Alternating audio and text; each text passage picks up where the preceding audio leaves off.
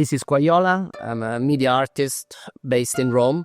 My work is heavily focused on technology, but not just as a tool, but also as a theme.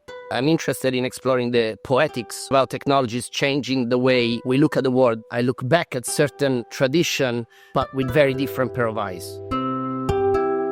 One of these, it's the tradition of landscape painting, which is something that I've been exploring throughout the years. The idea of observing nature as a vehicle to discover new aesthetics. So you could say that my work, on one side, deals with technology, but also deals with the tensions and equilibrium between past, present, and future. The possibility of working with such an iconic masterpiece as Casa Batlló, it's certainly a great honor for me, because some of the ideas, some of the rules behind its design, its composition, are so aligned to the inspirations that I have in my work. And I really saw that in Gaudi's work. You can see nature everywhere. The way things have been built felt almost like something that wasn't designed, wasn't constructed, but almost grown out of himself. How sometimes he was really crafting processes and then following those processes, and the design is really a kind of documentation of such experimental process. And for me, this is really remarkable, to kind of trust and emphasize and celebrate the complexity of nature. I always seen Barcelona as a really forward-thinking city where experimentation was at its core.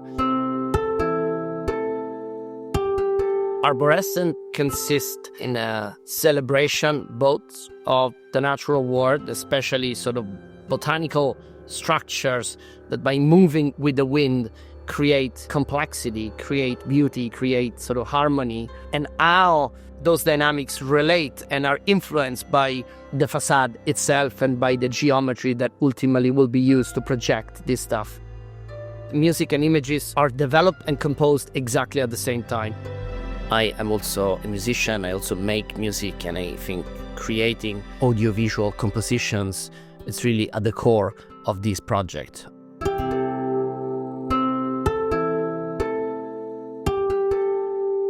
Arborescent, it is about nature, it is about contemplating nature as a vehicle to discover something new, to discover new aesthetics, to make you think about something else that might be familiar but perhaps can be looked at in new ways. And then the same thing somehow happens also with the facade of Casa Batlló. The more you look at it, the more you explore it with different systems, with different pair of eyes, the more you discover. Arborescent, it's a celebration of how nature, it's always been